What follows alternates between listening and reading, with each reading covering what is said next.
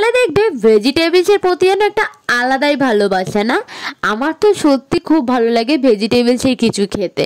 তাই আজকে ভাবলাম একটু অন্যরকম কিছু করা যাক। অন্য রকমের কথা এখন মাথায় এলো, তখন আমি ভাবলাম মাটির হাঁড়ি আছে, মাটির হাঁড়িতে ভেজিটেবল স্যুপ করলে কেমন হয়। একটি ইউনিকও আছে, আর ইউনিক জিনিস করতে তো আমার ভালো লাগে, তোমরা জানোই।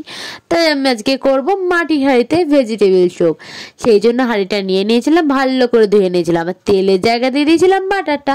আর কি কি ভেজিটেবল দিয়েছি, বাঁধাকপি কুচি, গাজর, লঙ্কা, বিনস আর আদা কুচি আর মটরশুঁটি দিয়ে দিয়েছিলাম। দিয়ে একটু নুন দিয়ে ভালো করে নেড়ে একটু জল দিয়ে নিয়েছিলাম। ব্যাস, ফুটে যাওয়ার পরে একটু দিয়ে দিয়েছিলাম ব্ল্যাক পেপার। ব্ল্যাক পেপারটা একটু বেশি করে দিয়েছি যাতে ঝাল ঝালটা আরও হয়।